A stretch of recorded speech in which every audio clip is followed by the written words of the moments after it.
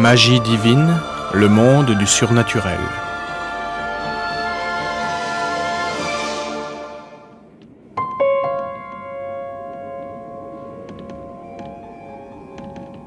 La peur est une émotion profondément humaine.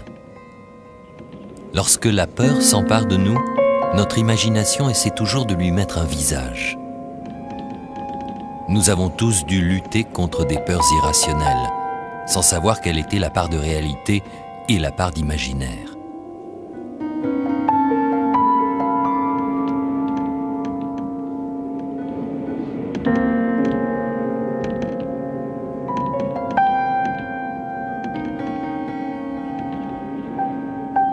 Nous avons ainsi engendré d'étranges créatures.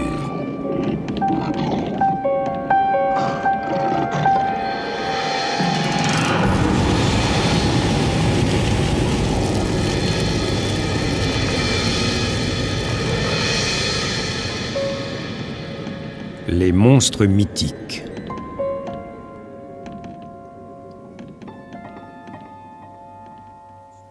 Les monstres surgissent des profondeurs de notre esprit.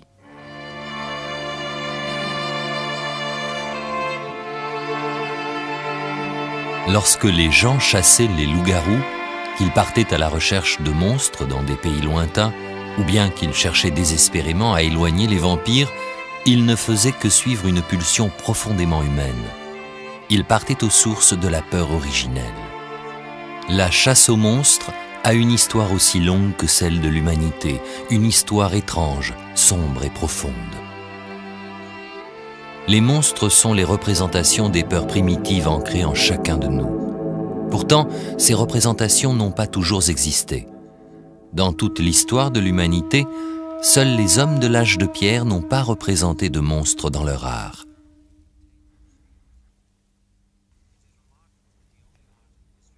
En dehors des représentations d'animaux sauvages qui tenaient une grande place dans leur vie, l'image que l'on retrouve le plus souvent est celle d'une déesse mère.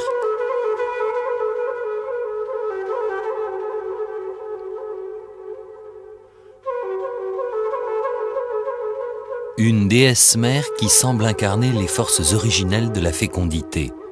Il semble que ces représentations sacrées calmaient la peur primitive de mourir qui a donné naissance à tant de monstres.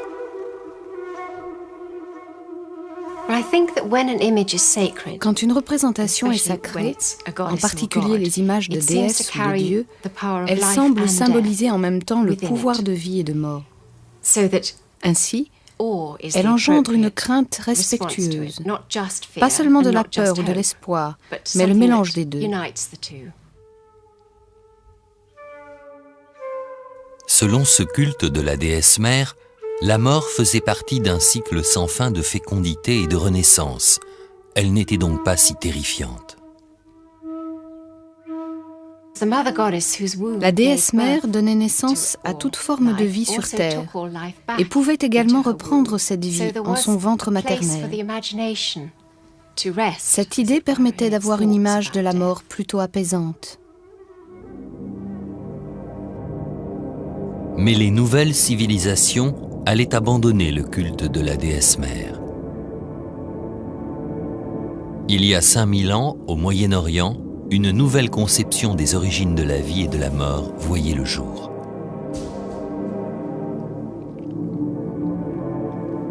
Le culte des dieux solaires remplaçait celui de la déesse mère. Aussitôt, les images de monstres firent leur apparition.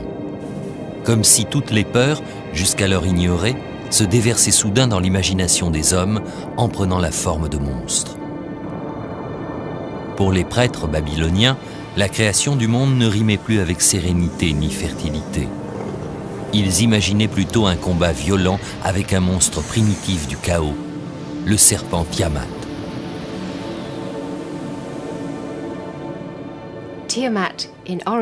À l'origine, Tiamat était la déesse mère qui donnait naissance à toute chose. C'était une représentation de la puissance divine. Mais les Babyloniens ne voyaient pas la création comme une œuvre divine. Pour eux, la création était monstrueuse, chaotique, à l'image des inondations qui pouvaient les submerger à chaque printemps. Ils devaient se battre contre cette création et lui imposer un ordre. Aussi, le combat contre Tiamat représentait pour eux celui de la lumière contre les ténèbres.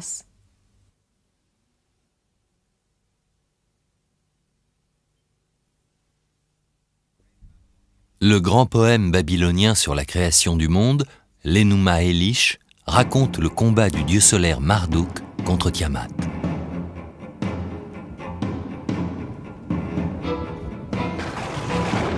Marduk fut le premier d'une longue lignée de héros qui, à travers l'histoire, allait affronter et détruire des monstres.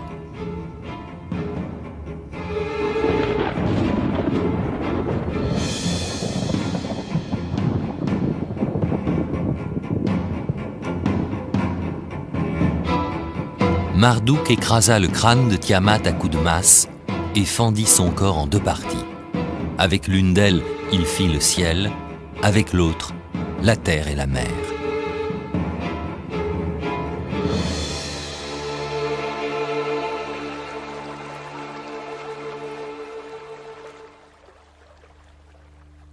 De même pour les premières civilisations évoluées d'Asie et d'Amérique, le monde ne venait pas du ventre d'une déesse mère, mais du démembrement d'un monstre féminin.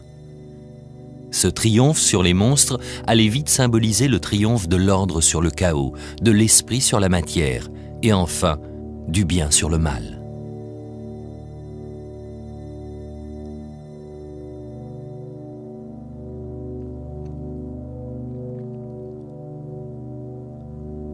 Jadis, le serpent se mordant la queue était symbole d'éternité.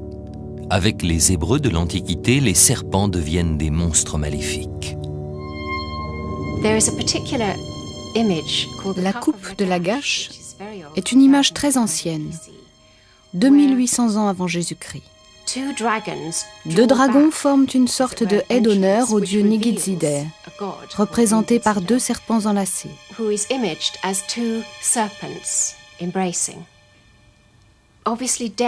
La vie et la mort nous sont clairement montrées ici, dans l'image de deux serpents, mâle et femelle. Le même serpent réapparaît dans la Genèse, mais il n'est plus que le serpent de la mort, le serpent qui apporte la mort à l'humanité.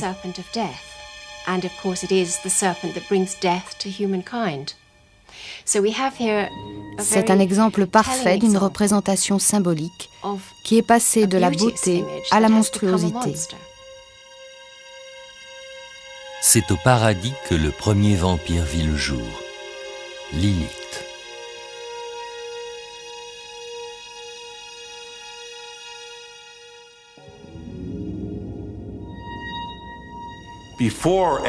Avant de rencontrer sa femme, Ève, Adam avait une autre femme nommée Lilith. Un jour, Lilith désobéit à Adam et Dieu la punit. Il ordonna à ses anges de la conduire avec ses enfants hors du paradis et de tuer les enfants. Lilith voulut alors se venger. Et elle voulut se venger sur les enfants d'Adam et Ève.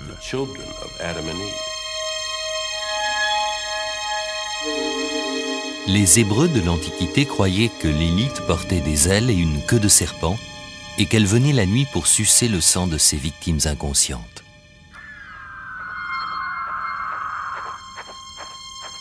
Pendant ce temps, dans la Grèce antique, mythes et héros se multipliaient. Comme Marduk, ils affrontaient les monstres femelles des ténèbres. L'histoire de Persée est pleine d'allusions à ces combats.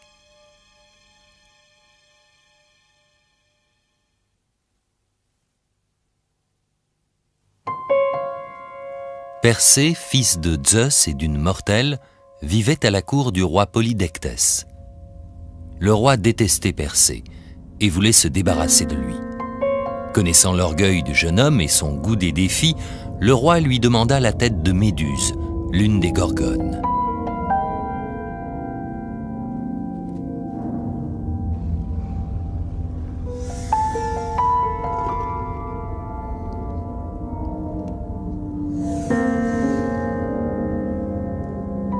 Les Gorgones étaient des monstres terrifiants. Ces femmes avaient la tête couverte de serpents. Un seul regard sur leur horrible visage transformait un homme en statue de pierre. De tous les hommes partis les capturer, aucun n'était jamais revenu. On ne connaît Méduse que selon le point de vue de Persée. Mais en réalité, comme son nom le suggère, à l'origine, elle était la reine, la maîtresse. À ce titre, elle représentait aussi bien la fertilité de la terre que les enfers. L'histoire nous dit qu'elle vivait à la tombée du jour, au moment précis où le soleil passe dans les ténèbres, en d'autres termes, dans le domaine magique de l'inconnu, inaccessible aux esprits rationnels.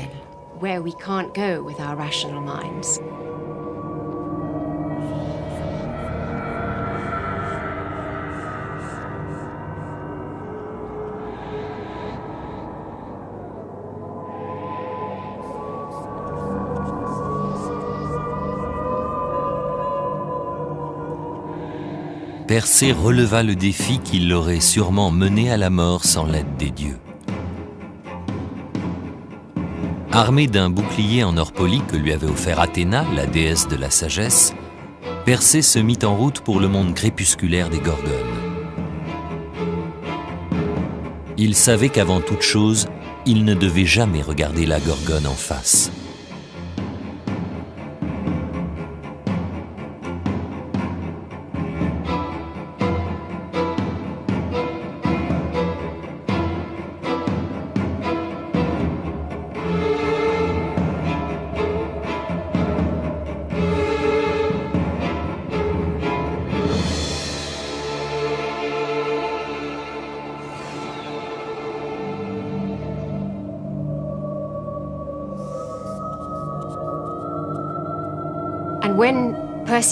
En tranchant la tête du monstre, Persée libéra Pégase, le cheval ailé. Pégase est le symbole de l'inspiration poétique.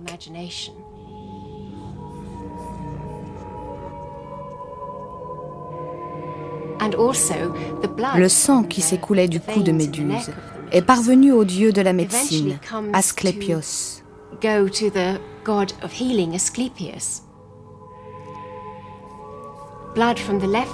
Avec le sang de la veine gauche, il tue, et avec celui de la veine droite, il guérit. Ainsi, nous retrouvons la métaphore de la déesse qui réunit les serpents de la vie et de la mort dans ses mains, jusqu'à ce qu'il ne fasse plus qu'un.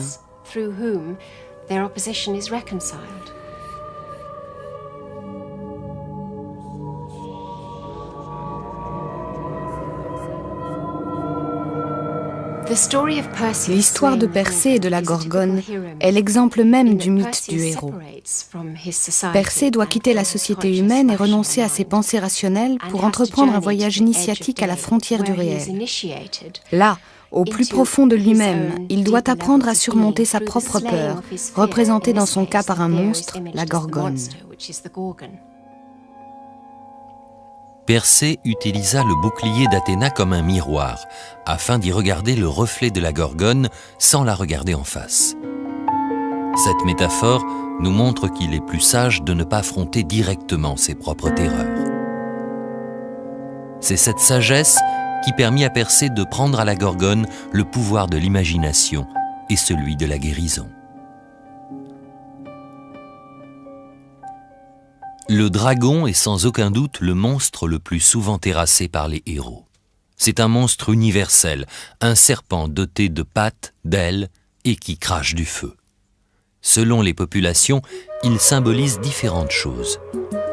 Dans la Chine ancienne, les dragons étaient vénérés en tant que force créatrice de la nature, en tant que symbole positif de l'énergie vitale.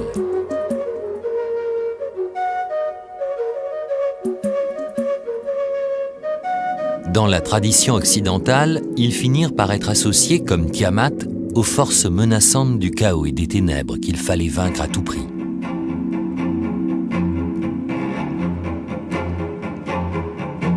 Saint Georges était un soldat romain chrétien. Un jour, au Moyen-Âge, il traversa une ville qui, chaque année, devait offrir de jeunes vierges à un redoutable dragon. En véritable héros, Saint Georges partit tuer le dragon et libérer la population de son asservissement.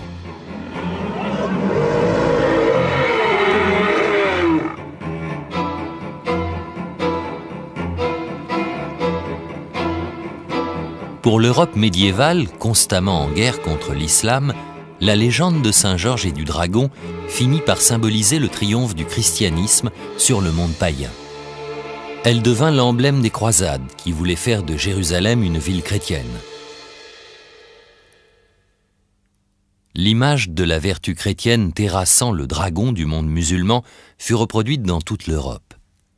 Elle rassurait les paysans sur la supériorité de leur foi et galvanisait les chevaliers en route pour la Palestine.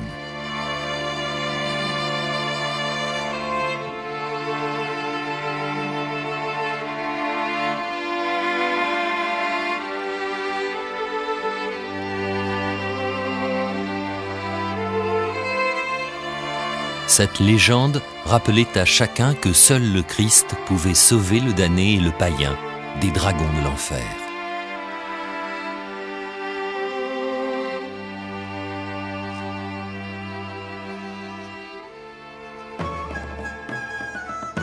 Quand les Européens commencèrent à explorer le monde, ils voulurent trouver les monstres mythiques dont ils avaient lu les légendes. Alors que les Grecs voyaient une allégorie dans les aventures des héros, les explorateurs vénitiens du XVe siècle, eux, étaient bien déterminés à concrétiser ces aventures. Leurs cartes détaillaient clairement ce qu'ils s'attendaient à rencontrer.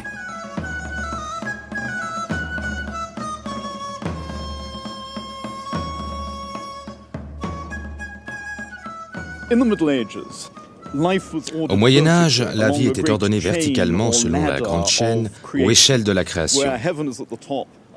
Le ciel était au sommet et la terre en bas, avec les plantes qui en sortaient. Quelque part au milieu se trouvaient les hommes, puis en dessous les singes. Entre les deux restait un espace possible pour les monstres.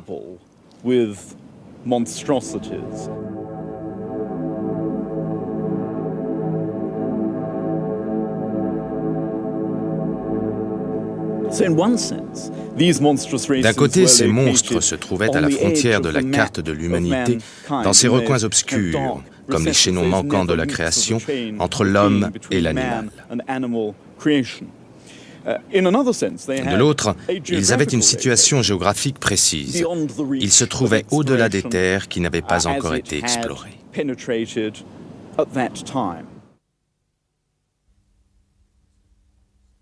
En 1492, pendant les préparatifs de son voyage, Christophe Colomb calcula que la première terre en vue serait l'île que Marco Polo avait appelée Cipangu, le Japon.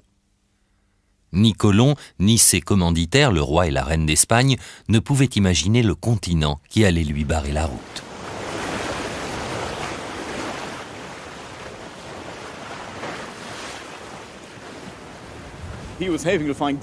Il rêvait de rencontrer de grandes civilisations, des sociétés riches avec lesquelles l'Espagne pourrait faire du commerce. Colomb espérait bien aussi qu'en chemin, il rencontrerait des races monstrueuses d'hominidés.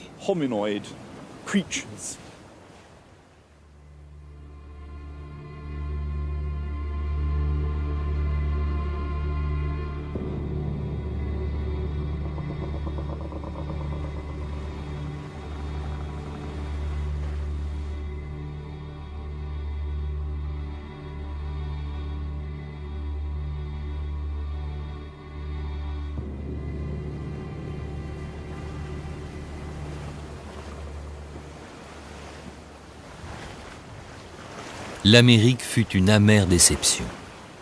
Aucune trace de grande civilisation ni de richesse. Colomb chercha désespérément à éviter la déception à ses commanditaires royaux. Le financement de ses prochains voyages en dépendait. Dans ses rapports, il s'excusait de ne pas avoir vu personnellement les monstres des Indes, mais il affirmait qu'en revanche, beaucoup de ses hommes les avaient aperçus. Christophe Colomb fut également très déçu par ceux qu'il appela les Indiens. Ils ne semblaient ni civilisés ni asiatiques. Il tenta de rassurer le roi en affirmant qu'il pourrait servir de main-d'œuvre pour édifier les riches colonies dont rêvait la couronne d'Espagne. Et puis, ces mêmes Indiens seraient les monstres que le public européen attendait avec avidité. Les explorateurs ne tardèrent pas à rapporter des histoires sur les tribus d'hommes à tête de chien, d'hommes avec des queues vivant dans les arbres, et enfin sur la célèbre tribu des hommes sans tête.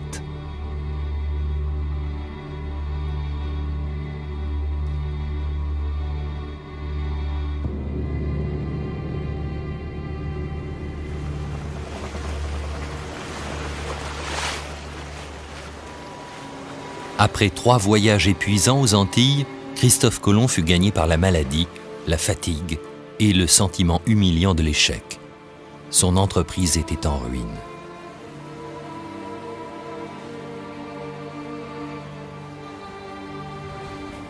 Il se réfugia alors dans une dévotion obsessionnelle.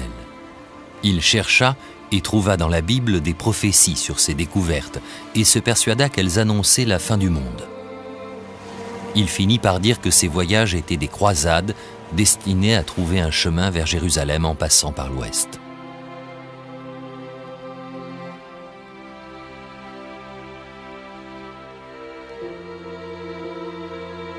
Peu de temps avant sa mort, il s'habillait souvent en moine franciscain, attendant avec ferveur le retour du Christ.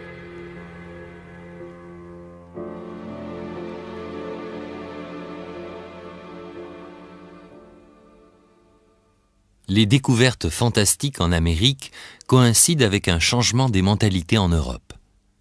Les monstres prennent une autre dimension. Le vieux continent vit des heures troubles, les guerres sont endémiques. Église, État, pouvoir, chacun lutte désespérément pour conserver sa position et ne pas sombrer dans le chaos ambiant. Cette peur engendre de nouveaux monstres. Ce ne sont plus des créatures merveilleuses vivant dans des pays lointains ou sur des terres primitives, mais des monstres terrifiants au cœur même de la civilisation.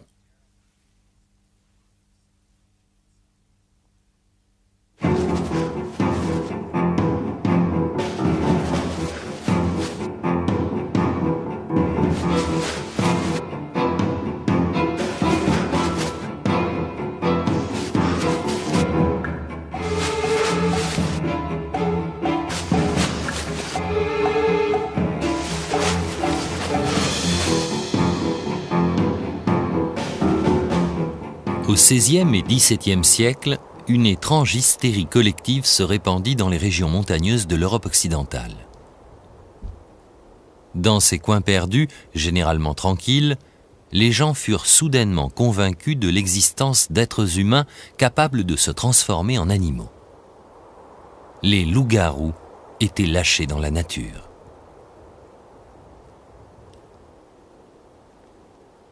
Gilles Garnier était un marginal, vivant reclus dans le Jura.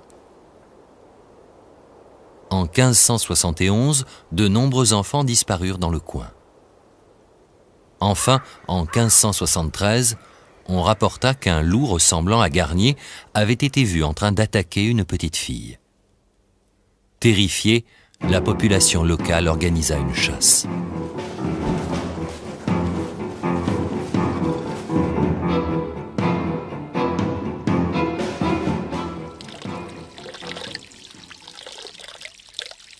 La légende des loups-garous remonte à la nuit des temps. On raconte que les gens mordus par un loup se transforment à leur tour en loups les nuits de pleine lune. Ils prennent la ruse de l'animal et sont envahis par une terrible soif de sang.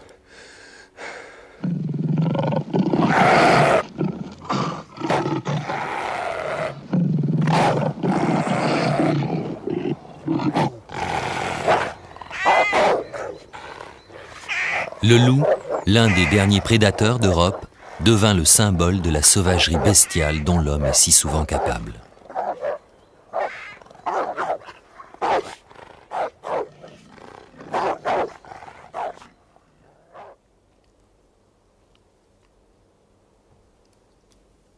Au XVIe siècle, les gens croyaient fermement à ces métamorphoses. Garnier, comme des centaines d'autres, fut chassé comme loup-garou. Mais à la même époque et dans les mêmes régions, une autre chasse commençait à prendre de l'ampleur. La chasse aux sorcières. Sorcières et loups-garous étaient souvent exécutés ensemble.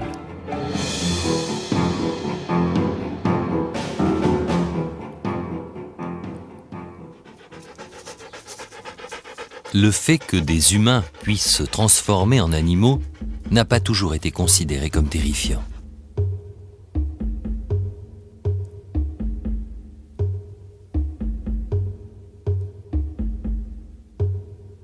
Dans la Grèce antique, sur le mont Lycaos, de jeunes guerriers étaient dénudés, revêtus de peaux de loup, nourris de viande crue et envoyés dans la forêt pour y vivre comme des bêtes sauvages.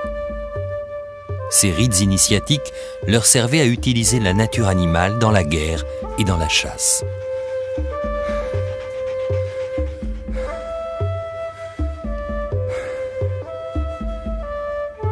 Passer à l'état sauvage du loup était considéré comme positif.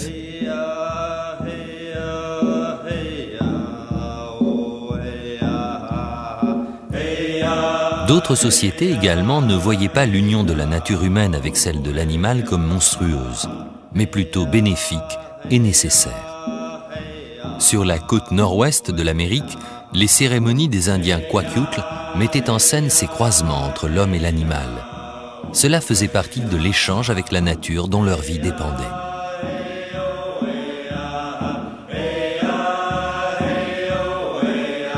Les esprits créateurs qu'ils adoraient étaient tous à moitié humains, à moitié animaux.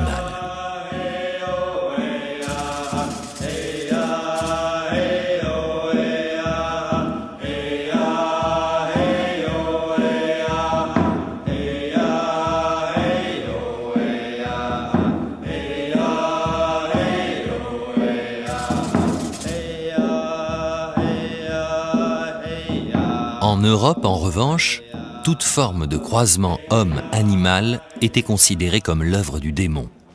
Et en premier lieu, les loups-garous.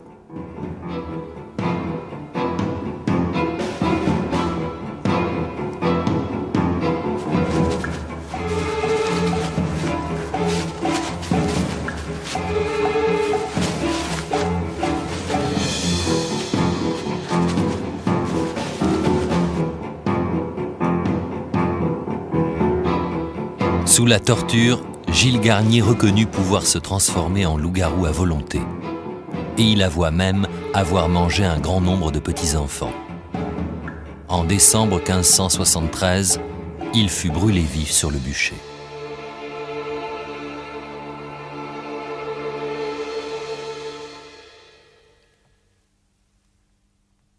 Dans leur exploration du monde, les Européens faisaient une multitude de nouvelles découvertes qui allaient bouleverser les idées établies sur les natures humaines et animales. La découverte des grands singes d'Afrique et d'Asie déclencha notamment une tempête de controverses.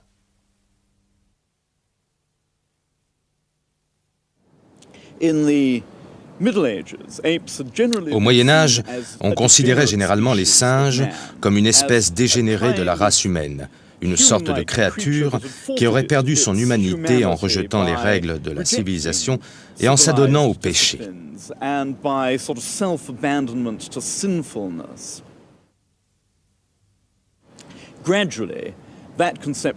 Peu à peu, une meilleure connaissance des singes bouleversa cette conception. L'orang-outan fut l'espèce de singe la plus importante pour la recherche.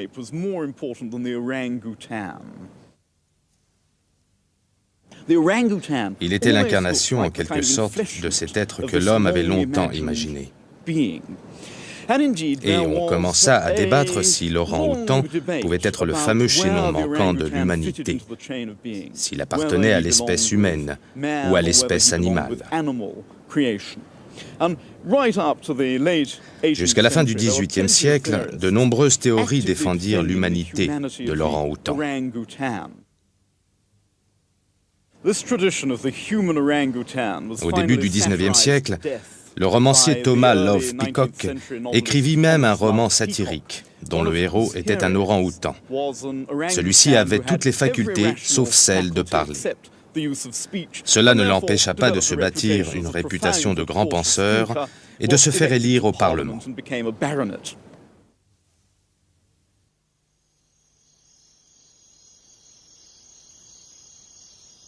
Au XVIIIe siècle, la recherche scientifique sur les monstres s'intensifia. En 1725, Johann Flukinger lança un débat enflammé sur la nature des monstres. Il était docteur dans l'armée autrichienne en Serbie, quand une série de morts étranges créa un mouvement de panique parmi la population locale.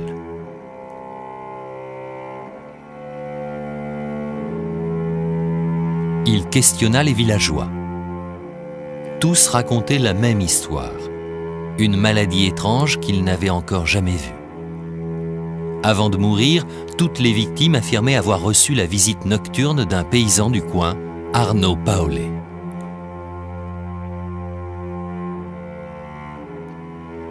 Or, cet Arno Paolé était mort 2 mois avant que la maladie n'emporte les premières victimes. Terrorisés, les paysans se rendirent finalement sur la tombe de Paolé. Le corps était exactement dans le même état que le jour de son enterrement. Mais il était maculé de sang frais.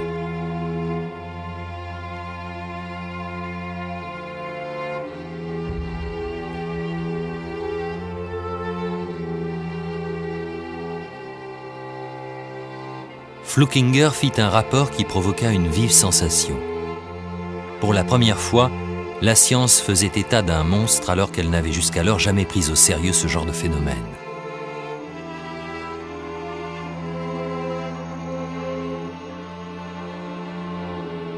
L'idée qu'une personne puisse sortir de la tombe était fascinante.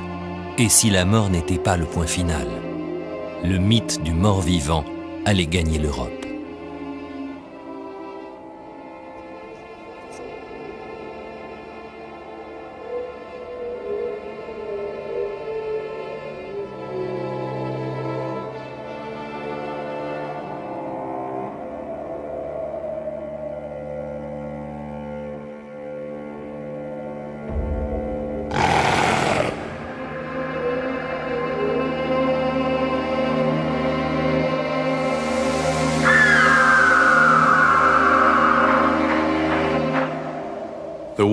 La grande peur de l'être humain, c'est la mort.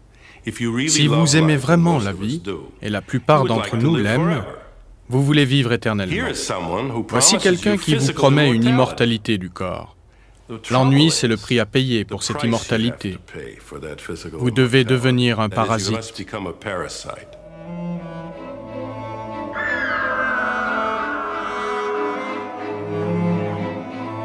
Les légendes de monstres suceurs de sang remontent à Lilith et même au-delà. L'idée qu'une personne puisse ne pas complètement mourir et revienne hanter le monde des vivants est pratiquement universelle.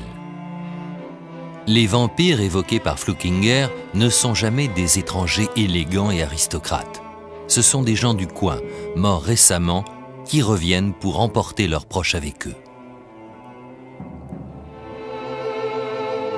Suicidés, pêcheurs ou simples victimes de la magie noire peuvent devenir des vampires. Et il y avait plusieurs façons de les éloigner. Les vampires étant des démons, on pensait qu'une croix ou n'importe quel symbole religieux pouvait les tenir à distance. On pensait également que l'ail, ce médicament miracle des paysans, pouvait être efficace.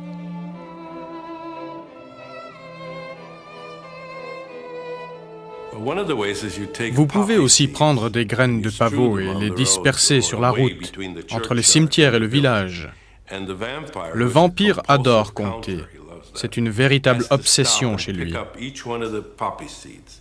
Alors il doit s'arrêter pour ramasser chaque graine, et si vous avez de la chance, ça lui prendra toute la nuit, et il devra retourner dans son cercueil au lever du jour.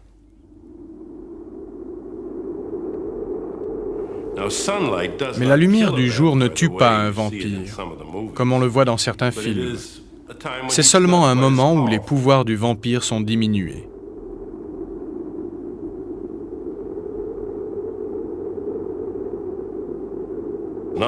Une autre façon d'éliminer un vampire est de lui planter un pieu de bois dans le cœur.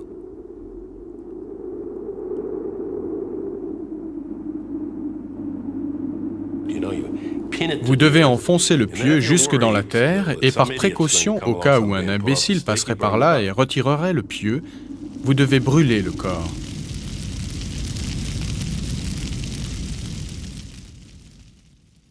l'Irlandais Bram Stoker se lança avec une passion sans égale dans l'étude de ce folklore. Il n'a rien inventé. C'est d'ailleurs assez ironique. En lisant le roman de Bram Stoker, les gens pensent qu'il a une imagination débordante. C'est faux. Il s'est inspiré du folklore transylvanien et du folklore irlandais qu'il connaissait par sa mère. À l'été de Sligo, à l'ouest de l'Irlande, où une immense épidémie de choléra avait fait des ravages. D'ailleurs, le Dracula de Bram Stoker a vraiment tout d'un fléau. Comme un fléau, le vampirisme est contagieux. On accusait souvent les morts-vivants d'être à l'origine des épidémies. Il intitula son roman Le Mort-Vivant. Juste avant d'être imprimé, il s'appelait encore Le Mort-Vivant. Puis subitement, il eut la riche idée de lui donner ce nom. Il l'a écrit 3 fois dans le manuscrit. Dracula, Dracula, Dracula.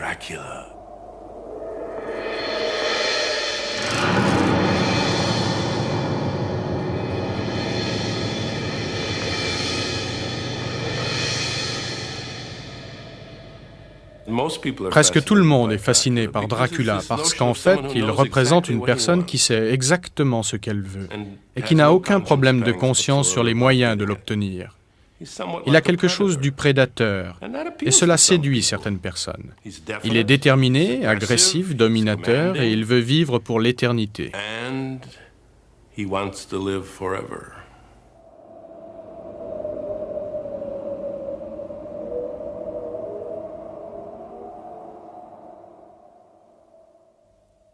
Une des sources d'inspiration de Bram Stoker est un personnage historique. Vlad Tepes, l'Empaleur, un seigneur de guerre sadique vivant en Transylvanie au XVe siècle. On l'avait surnommé Dracula. Ce qui a fasciné Bram Stoker, c'est qu'il aimait prendre son repas au milieu des victimes empalées. L'empalement est un art qui s'est perdu. On accrochait les gens sur des lances comme des esquimaux glacés.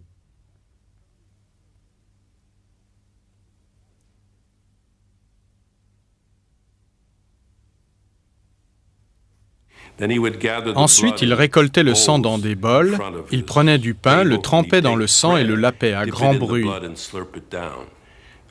En buvant le sang de quelqu'un que l'on venait de tuer, on pensait s'approprier les caractéristiques de cette personne, car on croyait alors que le sang contenait le principe même de la vie, de l'âme.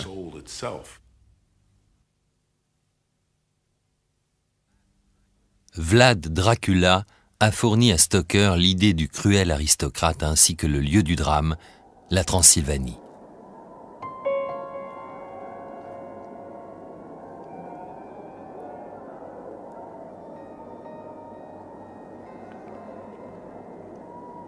En revanche, l'idée de la soif inextinguible de sang de Dracula provient d'une autre source, une Hongroise du XVIIe siècle que l'on surnommait la Comtesse sanglante.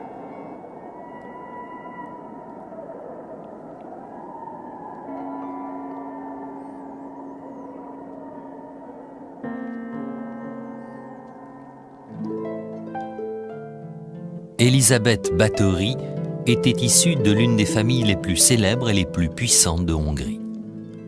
À la mort de son riche mari, elle se retira dans son château de Chajta, en Slovaquie actuelle. Là, elle s'initia à la magie noire. Elisabeth Báthory avait été très belle et comptait bien le rester. À Chajta, elle s'entoura d'un groupe de femmes qui partageaient la même obsession démente, découvrir le secret de la vie éternelle.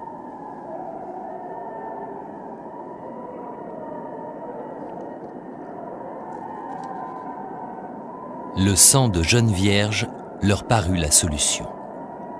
Les premières victimes de la comtesse Báthory furent ses propres servantes.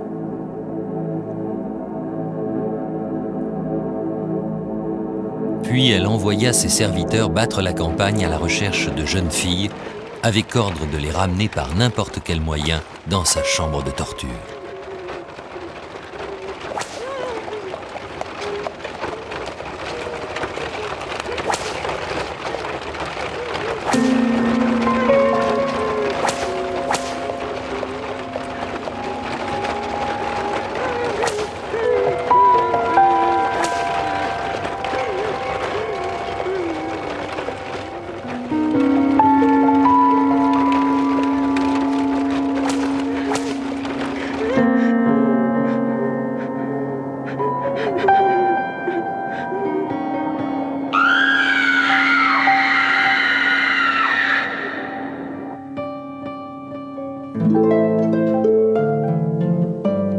son château, on découvrit les restes d'une 60aine de jeunes filles dans des cellules, les corps vidés de leur sang.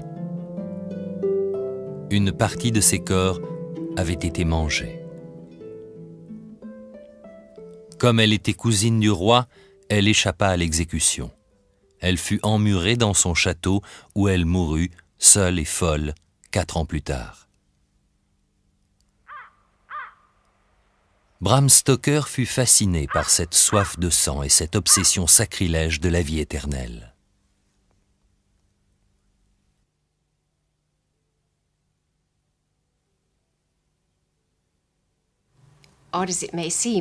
Déjà à l'époque paléolithique, la déesse de la sel s'enduisait le corps d'ocre rouge pour évoquer le sang, car on pensait qu'il était source de vie. Dans le mythe de Dracula, c'est un peu comme si on avait cherché à matérialiser ce symbole. Ce symbole est pris à la lettre, détourné, et il devient répugnant dans le passage à l'acte. À la base d'un monstre, il y a la mort. Et donc on ne voit plus que l'aspect mortel du sang, qui est pris dans l'espoir de prolonger la vie.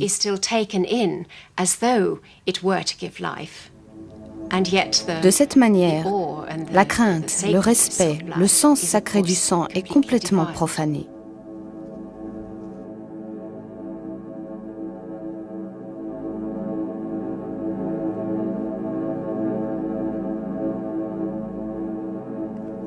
Dracula fut le dernier des grands vampires, ce qui ne signifiait pas que les gens ne pensaient plus aux monstres, bien au contraire. Curieusement, c'est la science qui s'était acharnée à démystifier les vampires qui allait donner naissance à des monstres d'un autre type.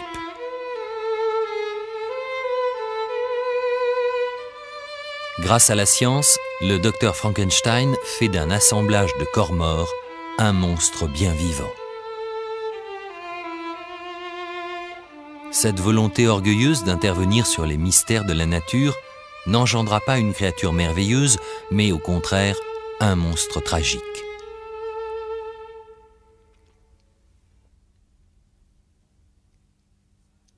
La science était le domaine parfait pour expérimenter en fiction toutes les déformations monstrueuses de la nature.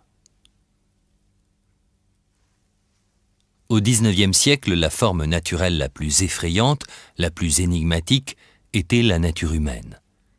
Et on commença enfin à vaguement reconnaître que la monstruosité prenait ses racines dans l'homme lui-même. En littérature, le plus grand spécialiste de la nature humaine était Robert Louis Stevenson. L'histoire de son monstre nourri des conflits internes de son époque est un chef-d'œuvre.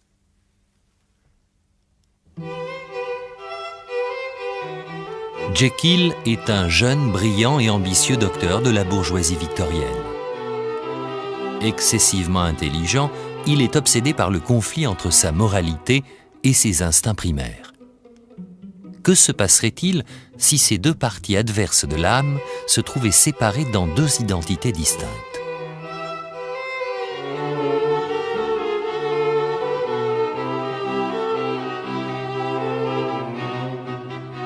Un jour, son notaire est surpris de découvrir que le docteur Jekyll a fait un testament par lequel il lègue tous ses biens à un certain Edward Hyde.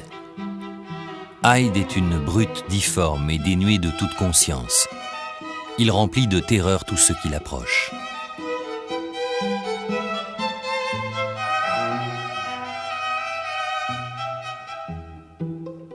Quel rapport peut-il bien avoir avec Jekyll ?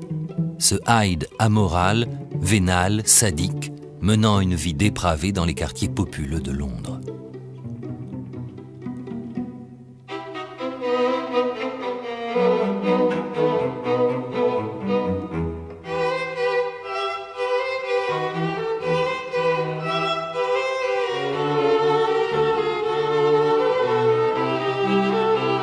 En vérité, le docteur Jekyll a découvert le secret pour faire vivre séparément les deux natures d'un seul homme.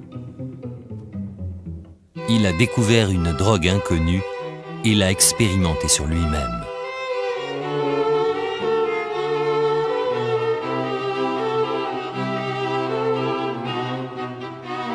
Lui et Edward Hyde ne font qu'un. Hyde est la face cachée des pulsions violentes et des tabous de Jekyll, le gentleman victorien.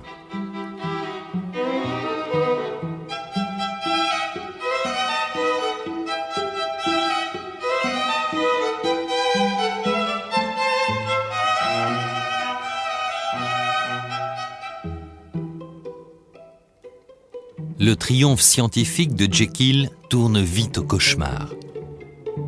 L'ingrédient de la drogue qui lui permet de garder le contrôle sur ses transformations disparaît. Hyde ne peut plus être contrôlé et ne fait que prendre de la force.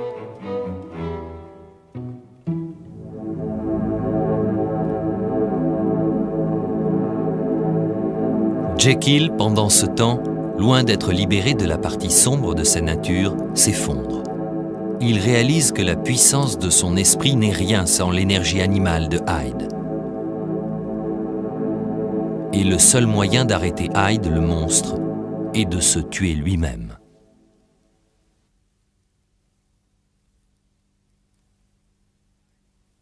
Hyde nous prouve que les monstres sont en fait logés dans les recoins du cerveau humain. Ils n'existent que par rapport à nos frustrations, à une partie de notre vie qui est refoulée.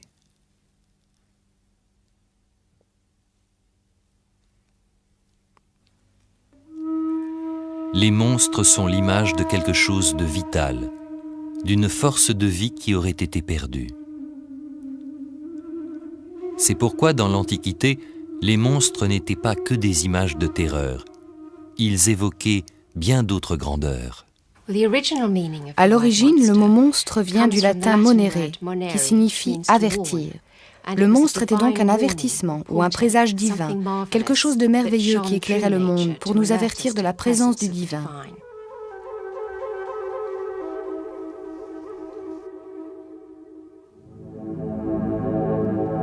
Si les monstres ont nourri l'imagination de l'homme pendant si longtemps, c'est qu'il existe une raison.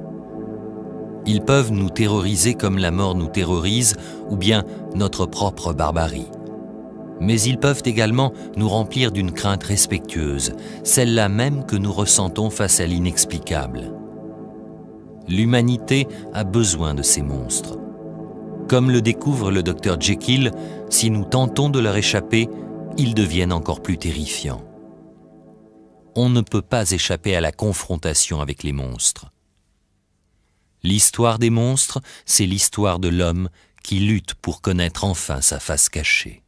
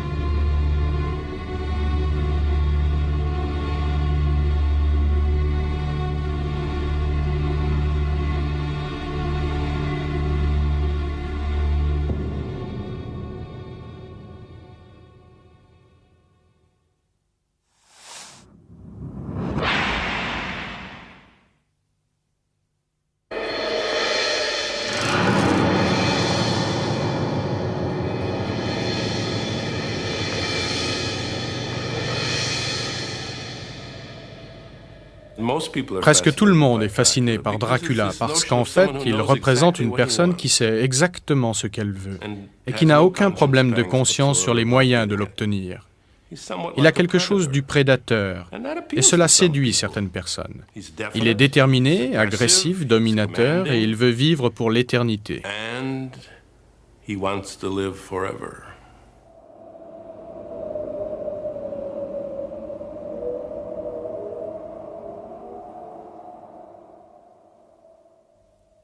Une des sources d'inspiration de Bram Stoker est un personnage historique.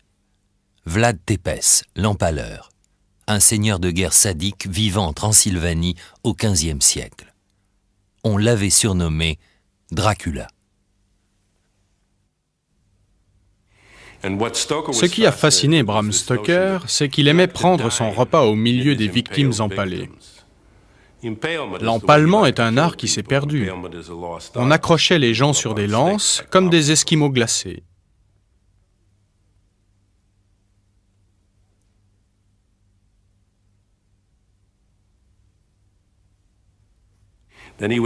Ensuite, il récoltait le sang dans des bols, il prenait du pain, le trempait dans le sang et le lapait à grand bruit. En buvant le sang de quelqu'un que l'on venait de tuer, on pensait s'approprier les caractéristiques de cette personne, car on croyait alors que le sang contenait le principe même de la vie, de l'âme.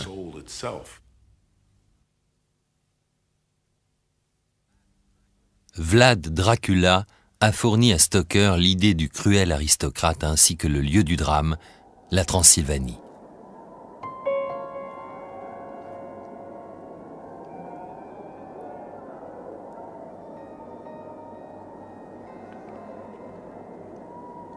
En revanche, l'idée de la soif inextinguible de sang de Dracula provient d'une autre source, une Hongroise du XVIIe siècle que l'on surnommait la Comtesse sanglante.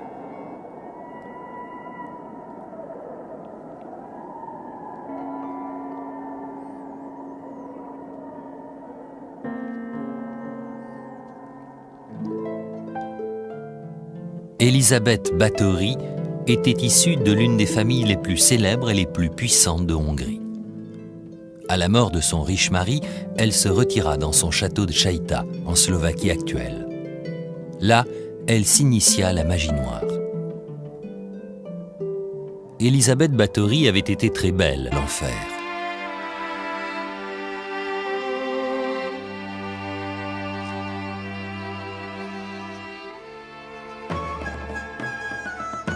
Quand les Européens commencèrent à explorer le monde, ils voulurent trouver les monstres mythiques dont ils avaient lu les légendes. Alors que les Grecs voyaient une allégorie dans les aventures des héros, les explorateurs vénitiens du XVe siècle, eux, étaient bien déterminés à concrétiser ces aventures. Leurs cartes détaillaient clairement ce qu'ils s'attendaient à rencontrer.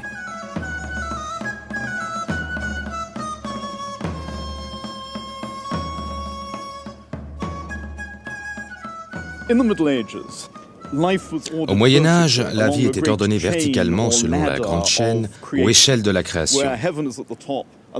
Le ciel était au sommet et la terre en bas, avec les plantes qui en sortaient. Quelque part au milieu se trouvaient les hommes, puis en dessous les singes. Entre les deux restait un espace possible pour les monstres.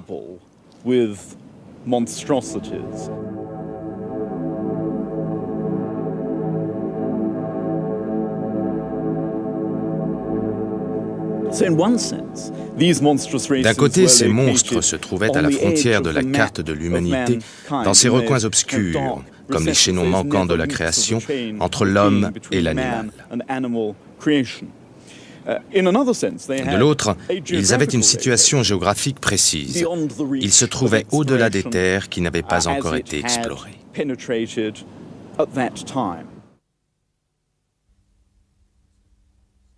En 1492, pendant les préparatifs de son voyage, Christophe Colomb calcula que la première terre en vue serait l'île que Marco Polo avait appelée Cipangu, le Japon. Ni Colomb, ni ses commanditaires, le roi et la reine d'Espagne, ne pouvaient imaginer le continent qui allait lui barrer la route.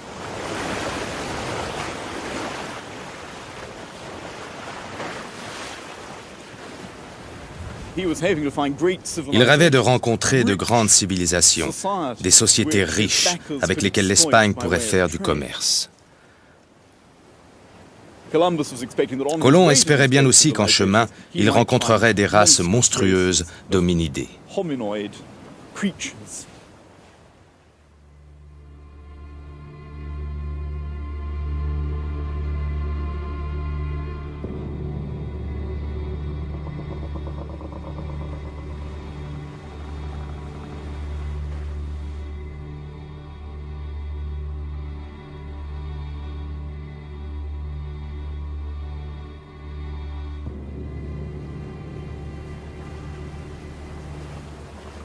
Ce triomphe sur les monstres allait vite symboliser le triomphe de l'ordre sur le chaos, de l'esprit sur la matière, et enfin, du bien sur le mal.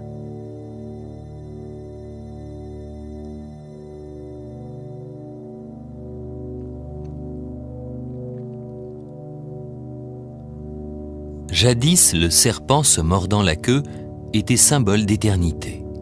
Avec les Hébreux de l'Antiquité, les serpents deviennent des monstres maléfiques. La coupe de Lagash est une image très ancienne, 2800 ans avant Jésus-Christ. Deux dragons forment une sorte de haie d'honneur au dieu Nigizideh, représenté par deux serpents enlacés.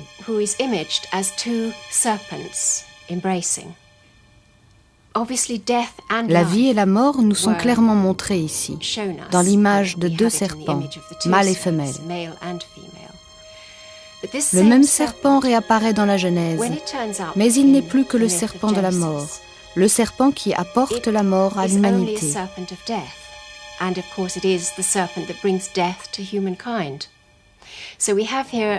C'est un exemple parfait d'une représentation symbolique qui est passée de la beauté à la monstruosité. C'est au paradis que le premier vampire vit le jour, Lilith.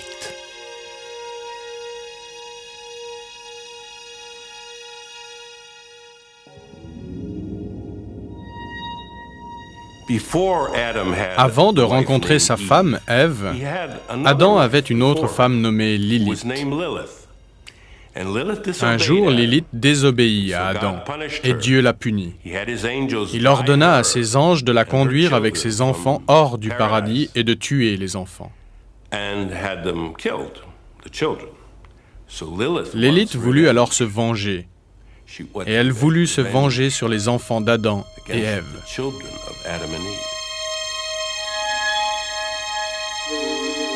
Les Hébreux de l'Antiquité croyaient que Lilith portait des ailes et une queue de serpent et qu'elle venait la nuit pour sucer le sang de ses victimes inconscientes.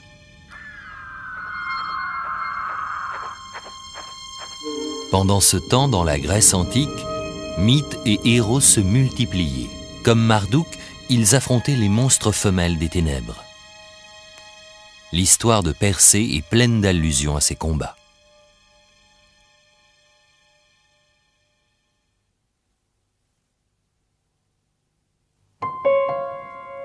Persée, fils de Zeus et d'une mortelle, vivait à la cour du roi Polydectès. Le roi détestait Persée et vit qui aurait été perdu. C'est pourquoi dans l'Antiquité, les monstres n'étaient pas que des images de terreur. Ils évoquaient bien d'autres grandeurs. À l'origine, le mot monstre vient du latin monere, qui signifie avertir. Le monstre était donc un avertissement ou un présage divin, quelque chose de merveilleux qui éclairait le monde pour nous avertir de la présence du divin.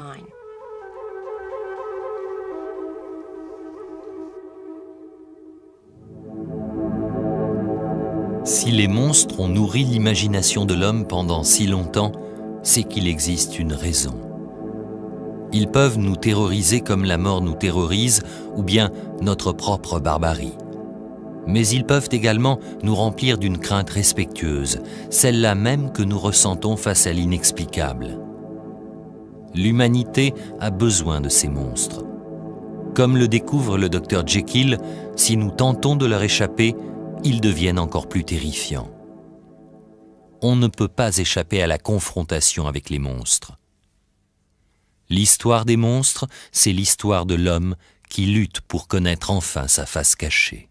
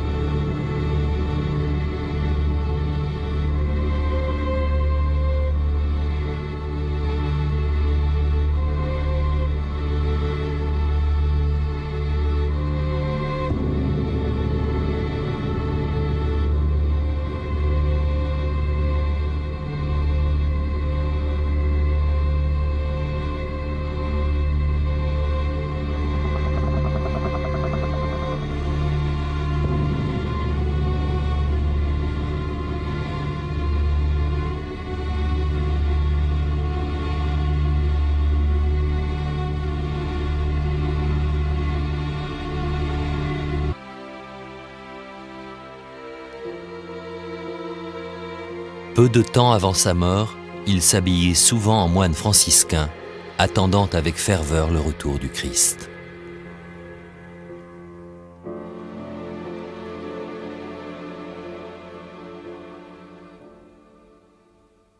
Les découvertes fantastiques en Amérique coïncident avec un changement des mentalités en Europe. Les monstres prennent une autre dimension.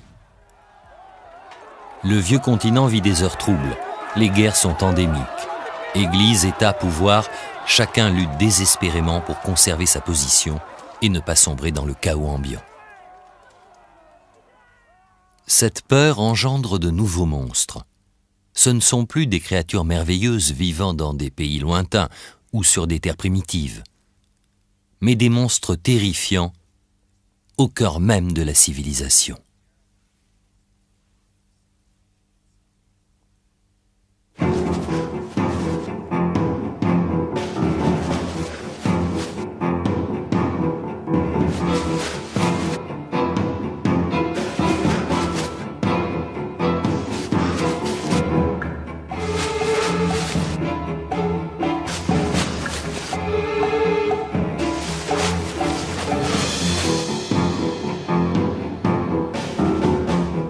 Au XVIe et XVIIe siècle, une étrange hystérie collective se répandit dans les régions montagneuses de l'Europe occidentale. Dans ces coins perdus, généralement tranquilles, les gens furent soudainement convaincus de l'existence d'êtres humains capables de se transformer en animaux. Les loups-garous étaient lâchés dans la nature.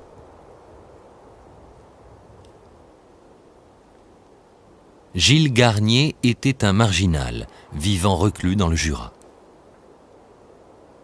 En 1571, de nombreux enfants disparurent dans le coin.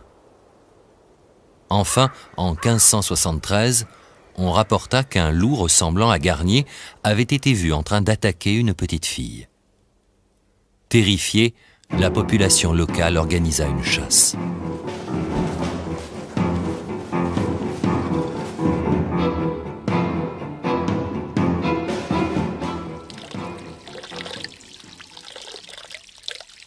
La légende des loups-garous remonte à la nuit des temps. On raconte que les gens mordus par un loup se transforment à leur tour en loups les nuits de pleine lune. Ils prennent la ruse de l'animal et sont envahis par une terrible soif de sang.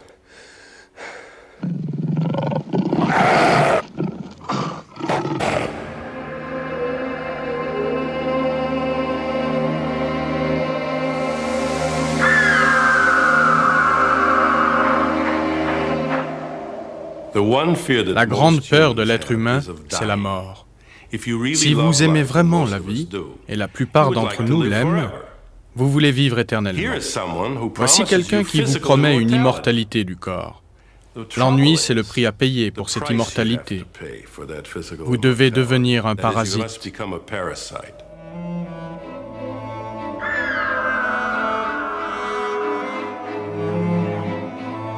Les légendes de monstres suceurs de sang remontent à Lilith et même au-delà. L'idée qu'une personne puisse ne pas complètement mourir et revienne hanter le monde des vivants est pratiquement universelle.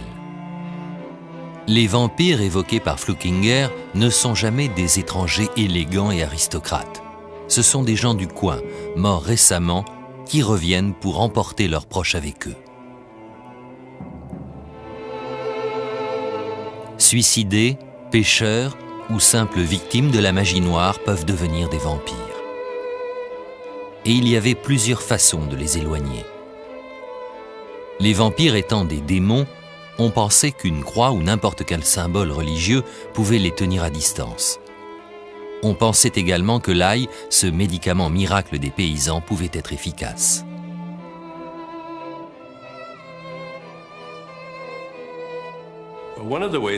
Vous pouvez aussi prendre des graines de pavot et les disperser sur la route, entre les cimetières et le village. Le vampire adore compter. C'est une véritable obsession chez lui.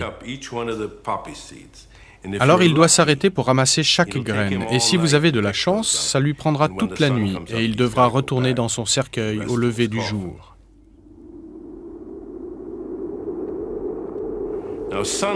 Mais la lumière du jour ne tue pas un vampire, comme on le voit dans certains films. C'est seulement un moment où les pouvoirs du vampire sont diminués.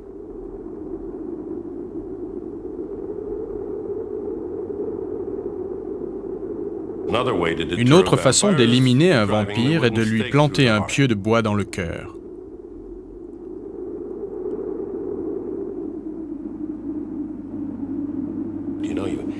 Vous devez enfoncer le pieu jusque dans la terre et par précaution, au cas où un imbécile passerait par là et retirerait le pieu, vous devez brûler le corps.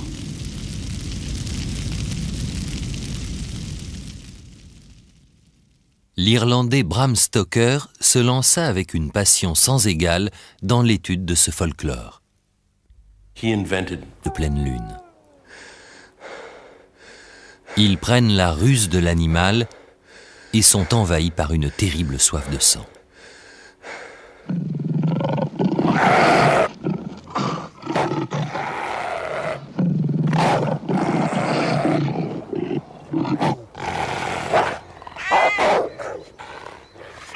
Le loup, l'un des derniers prédateurs d'Europe, devint le symbole de la sauvagerie bestiale dont l'homme est si souvent capable.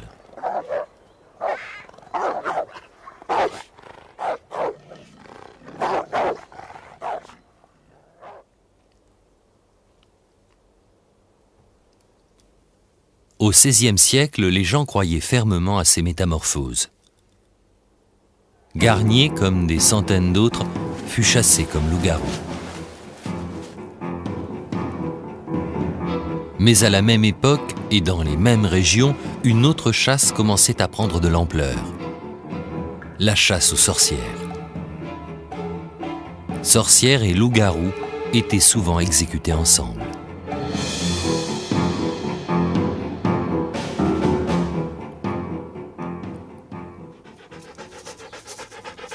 Le fait que des humains puissent se transformer en animaux n'a pas toujours été considéré comme terrifiant.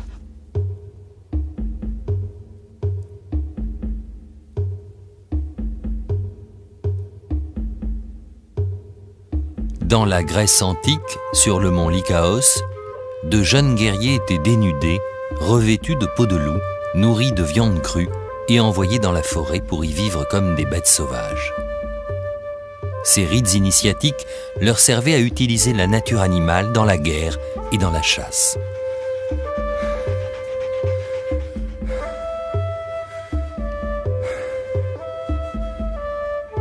Passer à l'état sauvage du loup était considéré comme positif.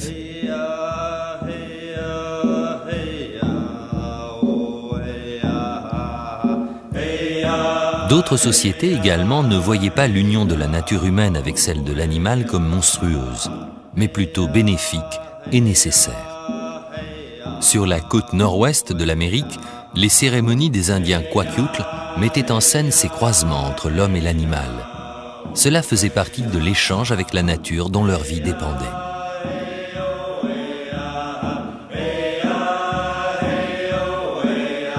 Les esprits créateurs qu'ils adoraient étaient tous à moitié humains, à moitié animaux.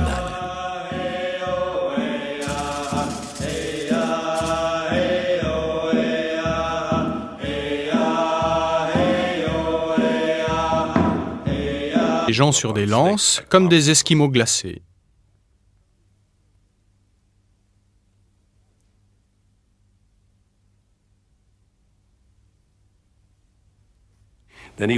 Ensuite, il récoltait le sang dans des bols, il prenait du pain, le trempait dans le sang et le lapait à grand bruit.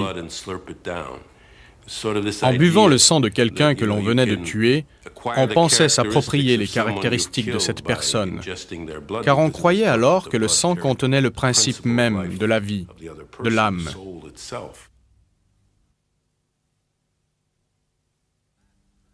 Vlad Dracula a fourni à Stoker l'idée du cruel aristocrate ainsi que le lieu du drame, la Transylvanie.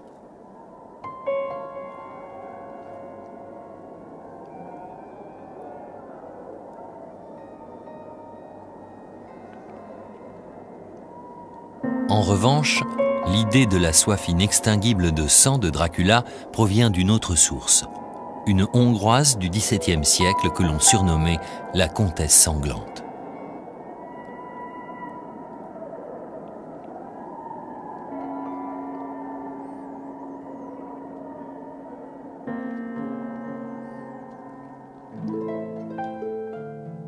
Elisabeth Báthory était issue de l'une des familles les plus célèbres et les plus puissantes de Hongrie. À la mort de son riche mari, elle se retira dans son château de Chajta, en Slovaquie actuelle. Là, elle s'initia à la magie noire. Elisabeth Báthory avait été très belle et comptait bien le rester. À Chajta, elle s'entoura d'un groupe de femmes qui partageaient la même obsession démente, découvrir le secret de la vie éternelle.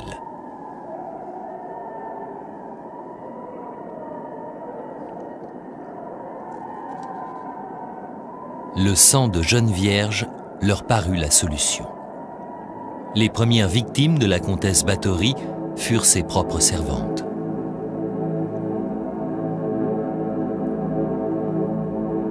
Puis elle envoya ses serviteurs battre la campagne à la recherche de jeunes filles, avec ordre de les ramener par n'importe quel moyen dans sa chambre de torture.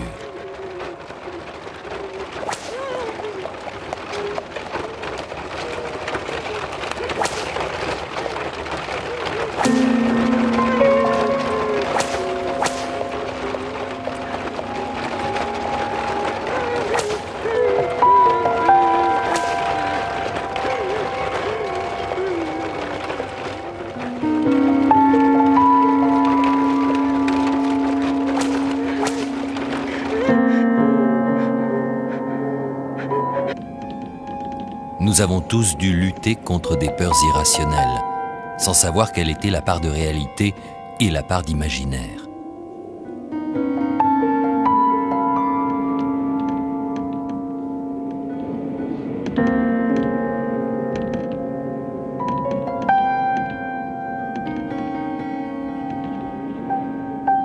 Nous avons ainsi engendré d'étranges créatures.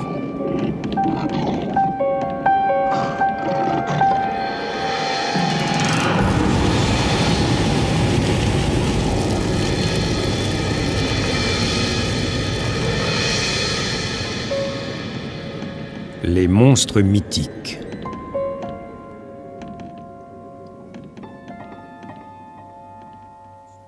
Les monstres surgissent des profondeurs de notre esprit.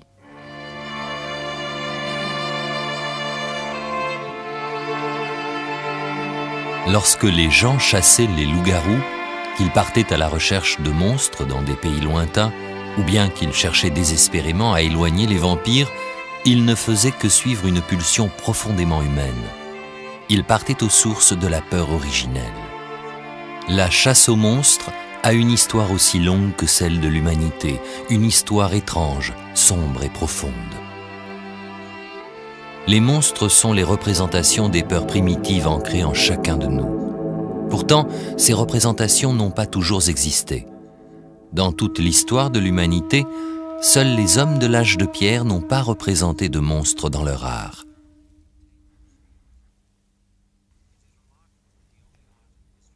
En dehors des représentations d'animaux sauvages qui tenaient une grande place dans leur vie, l'image que l'on retrouve le plus souvent est celle d'une déesse mère.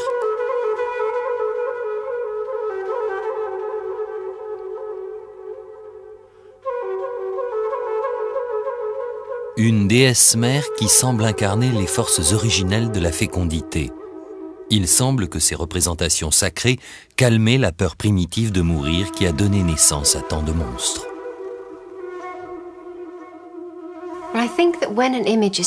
Quand une représentation est sacrée, en particulier les images de déesses ou de dieux, elle semble symboliser en même temps le pouvoir de vie et de mort. Ainsi, elle engendre une crainte respectueuse, pas seulement de la peur ou de l'espoir, mais le mélange des deux. Selon ce culte de la déesse mère, la mort faisait partie d'un cycle sans fin de fécondité et de renaissance. Elle n'était donc pas si terrifiante. La déesse printemps. Il devait se battre contre cette création et lui imposer un ordre. Aussi, le combat contre Tiamat représentait pour eux celui de la lumière contre les ténèbres.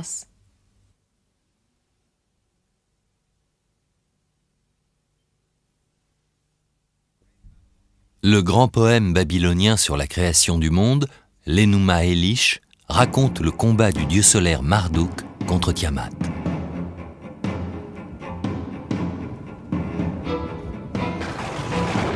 Marduk fut le premier d'une longue lignée de héros qui, à travers l'histoire, allaient affronter et détruire des monstres.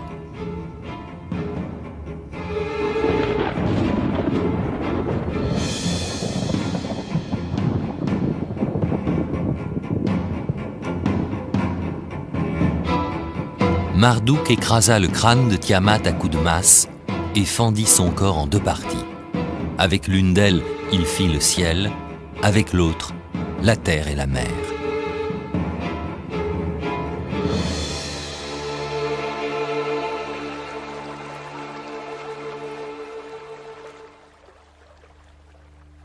De même pour les premières civilisations évoluées d'Asie et d'Amérique, le monde ne venait pas du ventre d'une déesse mère, mais du démembrement d'un monstre féminin. Ce triomphe sur les monstres allait vite symboliser le triomphe de l'ordre sur le chaos, de l'esprit sur la matière, et enfin, du bien sur le mal.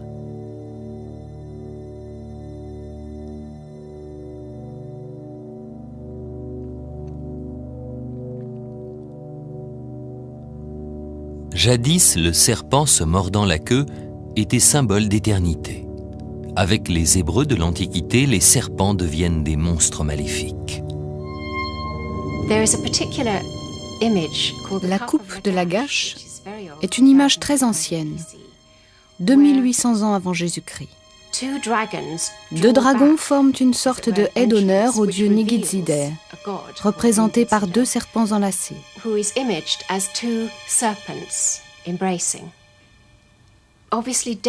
La vie et la mort nous sont clairement montrées ici, dans l'image de deux serpents, mâle et femelle. Le même serpent réapparaît dans la Genèse, mais il n'est plus que le serpent de la mort, le serpent qui apporte la mort à l'humanité.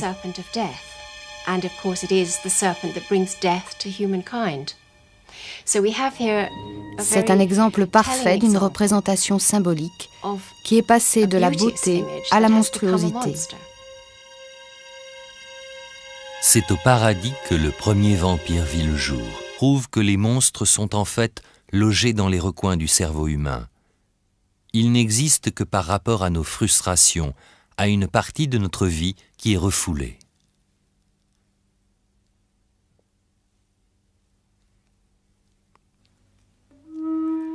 Les monstres sont l'image de quelque chose de vital, d'une force de vie qui aurait été perdue. C'est pourquoi dans l'Antiquité, les monstres n'étaient pas que des images de terreur. Ils évoquaient bien d'autres grandeurs. À l'origine, le mot monstre vient du latin monere, qui signifie avertir. Le monstre était donc un avertissement ou un présage divin, quelque chose de merveilleux qui éclairait le monde pour nous avertir de la présence du divin.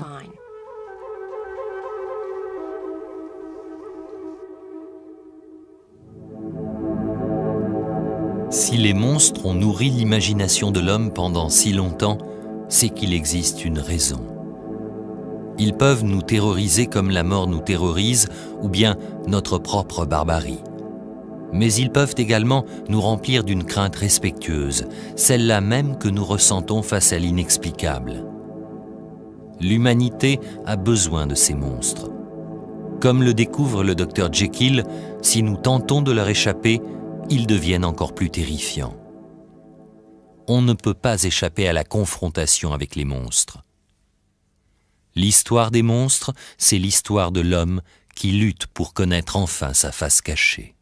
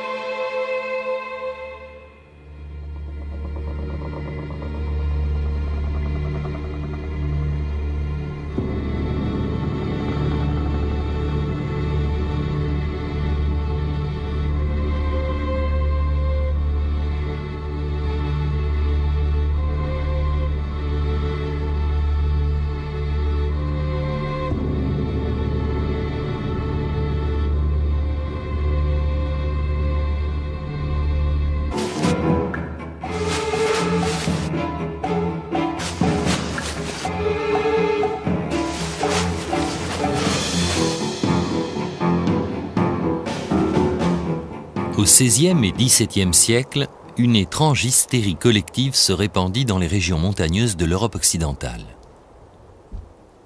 Dans ces coins perdus, généralement tranquilles, les gens furent soudainement convaincus de l'existence d'êtres humains capables de se transformer en animaux. Les loups-garous étaient lâchés dans la nature.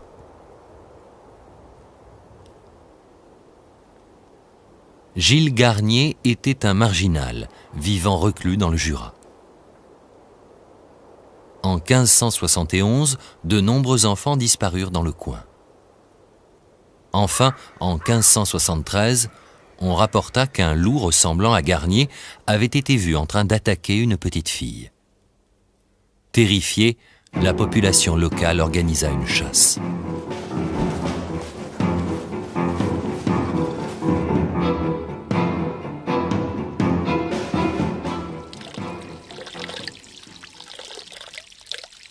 La légende des loups-garous remonte à la nuit des temps. On raconte que les gens mordus par un loup se transforment à leur tour en loups les nuits de pleine lune.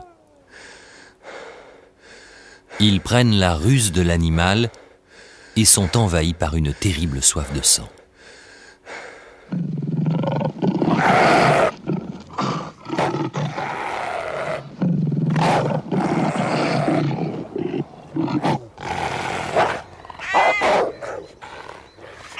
Le loup, l'un des derniers prédateurs d'Europe, devint le symbole de la sauvagerie bestiale dont l'homme est si souvent capable.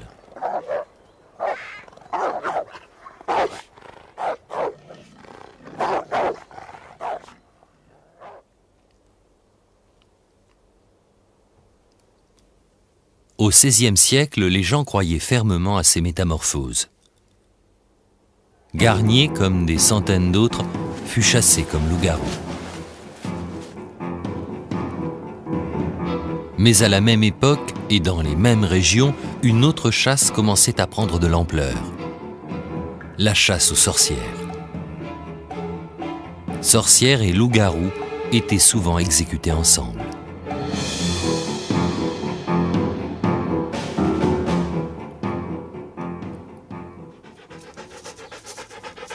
Le fait que des humains puissent se transformer en animaux n'a pas toujours été considéré comme terrifiant.